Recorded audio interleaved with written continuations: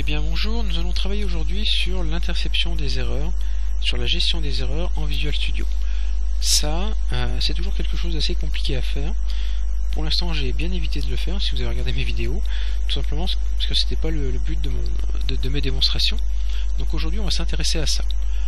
Le problème est donc le suivant. Vous avez des zones de texte, dans lesquelles, a priori, vous allez pouvoir saisir des données de type string, mais vous allez peut-être devoir les convertir, et après les utiliser. Le problème, c'est comment on va tester, au moment où on en a besoin, que les valeurs sont correctes, le type est correct, etc.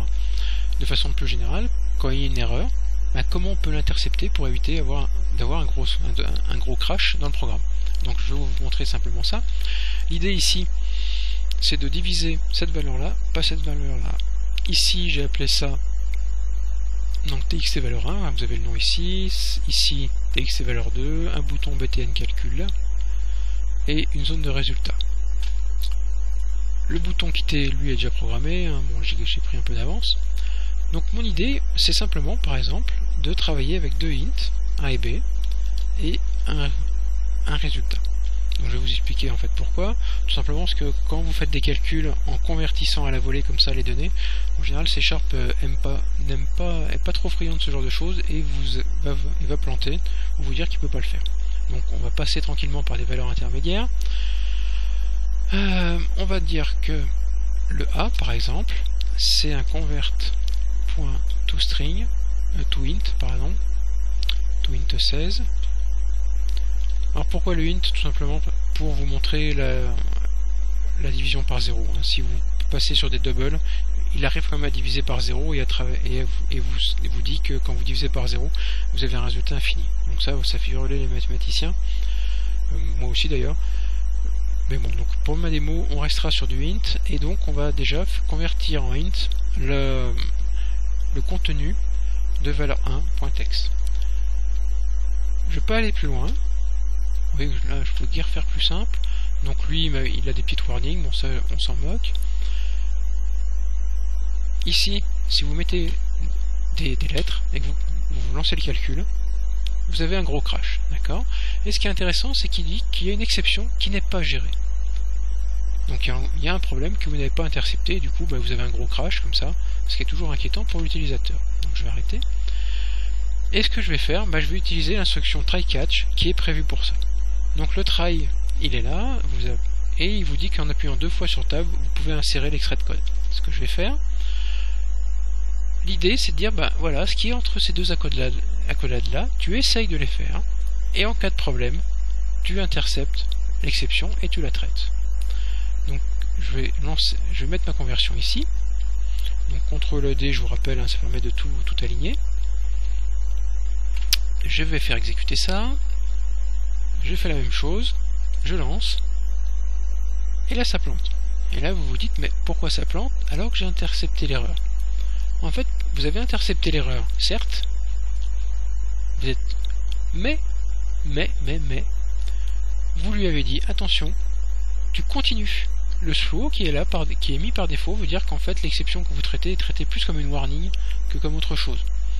D'accord, comme les avertissements qui sont là. Donc ça veut dire après tu continues quand même le traitement. Et le problème c'est qu'il y a une erreur et vous lui dites pas de s'arrêter, vous lui dites de continuer.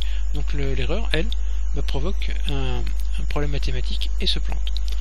Si j'enlève simplement ça, donc vous voyez ça, alors ça c'est quelque chose à bannir parce que du coup vous faites rien. Regardez ce qui se passe. Je mets n'importe quoi, je lance le calcul et il se passe rien. Donc ce qui est très déstabilisant pour l'utilisateur, il va dire mais je comprends pas, et il va falloir que lui-même interprète ce qu'il a mis, trouve l'erreur. Alors, premier cas, ce qu'on peut faire, c'est un petit message box. Alors j'utilise moins un message box, vous pouvez très bien utiliser la zone txt résultat.text pour mettre votre message. J'utilise un message show, on va mettre une erreur. Il y a une erreur. Il y a une erreur. Voilà. On met le point virgule. On exécute. Je mets n'importe quoi. Je lance le calcul. Et là, il me dit qu'il y a une erreur. C'est très bien. Je sais pas où, je sais pas pourquoi. Mais au moins, c'est déjà un peu plus parlant. Et je sais pas quel est le type de l'erreur. Pour préciser le type de l'erreur, ici l'exception qui est là, vous voyez que c'est en fait c'est quelque chose de très générique. Ici on lui dit bah tu essayes et s'il y a une exception, mais sans préciser plus, tu fais ça. Tu fais ce qui est là. L'exception, bah, je vais la nommer, je vais lui donner un nom à mon exception, je vais appeler ça mon exception. L'intérêt c'est quoi? C'est d'accéder en fait aux propriétés, à un certain nombre de propriétés de l'exception, mon exception, et en faisant le point après mon exception, la chose dont vous commencez à avoir un peu l'habitude, j'accède à un certain nombre de propriétés dont message. Et si j'exécute, et là au moins il me dit le format de la chaîne d'entrée est incorrect, ce qui est un peu plus parlant. Je sais, a priori j'en ai saisi qu'une, donc là c'est plutôt intéressant. Maintenant le problème, il y a un autre problème, c'est que j'ai fait quelque chose, j'ai utilisé quelque chose de très générique. Je vais travailler avec la conversion. Je vais travailler maintenant avec ma deuxième chaîne pour vous montrer en fait le petit souci que je peux rencontrer en ne traitant qu'une instruction comme ça. Je veux dire que res c'est A sur B, A divisé par B, et que dans txt résultat.txt j'ai la conversion en chaîne. J'ai la conversion en chaîne de res. Et maintenant si j'exécute, si j'exécute et que tout marche bien, il n'y a pas de problème, bon là rappelez-vous c'est des divisions entières. Hein. Par contre ce qui est intéressant c'est si je mets ça, et que j'en fais le calcul, il me met tentative de division par 0. Donc ce qui est très bien c'est qu'en fait ça, avec ça je gère tout. Le problème c'est que je gère tout mais je sais pas. J'ai un tout petit souci, c'est que je sais pas où est mon erreur. Mon tentative de division par 0, je me doute bien que c'est la division, donc c'est le deuxième chiffre. Donc là, ce que je vous ai présenté, c'est quelque chose de très générique. Vous pouvez vous contenter de ça. Simplement, de dire, bah voilà, je vais gérer mon exception comme ça. Ce qui est intéressant, c'est que si je fais ça, par exemple, il me met d'abord que le format d'entrée est incorrect, tout simplement parce que il prend l'instruction qui est là et il vient tout de suite traiter ici. D'accord? Vous pouvez vous permettre de vous contenter de ça. On peut être un peu plus fin dans le traitement, parce que là j'ai mis quelque chose de générique. Vous pouvez dire, ce que je vais faire, c'est que je vais traiter plusieurs types d'exceptions. Je vais traiter le type le type qui s'appelle division by 0 exception. Je mets mes accolades. Elles sont là. Et ici, je vais mettre un message box un peu plus parlant. Donc message box.show. On ne peut pas diviser par 0. Veuillez corriger votre erreur. Veuillez corriger la saisie. Le point virgule.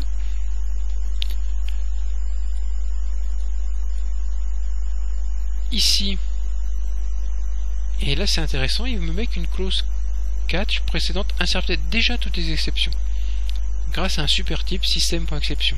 Ça veut dire que là il vous avertit, bon, moi je voulais pas qu'il vous avertisse mais c'est pas grave, que avec ça vous interceptez déjà tout. Donc il arrivera jamais à cette interception là, puisqu'en fait s'il y a une division par 0, il commencera par celle-là. Hein, ici, concrètement, il vient là, il fait votre division, il dit il y a un problème, il regarde le premier catch, est-ce que le premier catch est une exception? Le premier catch étant générique, il va faire ça, il viendra jamais ici. Par contre, si ce catch là, je le mets ici, là vous voyez, il ne plante pas, c'est-à-dire qu'en fait ici, je lui dis d'abord qu'on va traiter tous des exceptions spécifiques, et qu'ensuite, si on n'a pas trouvé, on viendra tester ces exceptions ici. Les catchs se succèdent, ne s'imbriquent pas. C'est pas comme les if. Donc regardez, si je fais ça, et que je lui demande de calculer, là, il me dit, il est dans ce try là, il voit qu'il y a une erreur. Il regarde est-ce que il y a une exception de type format chain incorrect, et il va regarder les exceptions qu'on lui a demandé de traiter. La première exception, c'est un divide par 0, c'est pas l'exception qui l'intéresse, donc il va aller voir le second catch. Est-ce que le second catch est le bon? C'est une exception générale, pas forcément très précise, hein. Donc celle-là permet de tout intercepter. Par contre, donc si je fais 5, 0, il me dit bien, avec un message précis, oh là j'ai fait une petite faute d'orthographe ici, donc on va le corriger. Donc on ne peut pas diviser par 0, veuillez corriger la saisie, d'accord, mais il ne viendra pas ici. Donc je vais corriger ma petite faute d'orthographe là, corriger. Voilà, donc ça veut dire que les catchs en fait sont exclusifs. Dès que vous en faites un, vous ne ferez pas les autres, d'accord. Vous avez traité cette exception là, on aurait pu la traiter ici, mais puisqu'on la traite là, lui il fait ça, ferme, et il affiche mon message, et quand j'ai mis OK, il ferme, il vient ici, et après il vient ici. Donc voilà comment en fait on va traiter les différents messages et les différents interceptions, et intercepter les différents messages. On peut très bien aussi travailler plus finement en faisant des try-catch imbriqués. Donc là c'est un peu plus compliqué, parce que là il ne faut pas se tromper dans la globalité. Par exemple, si on veut dire attention, c'est ce A qui a planté ou ce B qui a planté, ben, il faudra faire un try, A convertir, et après refaire un try. Pour travailler là-dessus, je vais essayer de ne pas me tromper. Donc là, le CTRL D est très utile. On essaye de faire ça, d'accord. Ça, c'est l'instruction par défaut, donc qui m'intéresse pas. Voilà. Donc ici, je convertis d'abord le A. D'accord. Si ça marche pas, on va partir dans cette exception là. Et donc là, on va intercepter le fait que le A n'est pas correctement écrit. Sinon, on travaille avec le B. Donc ça veut dire que, vous voyez que là, on part très très vite sur des structures beaucoup plus compliquées. Sinon, on travaille avec le B. B égale. S'il y a un problème de conversion, il viendra ici faire mon exception.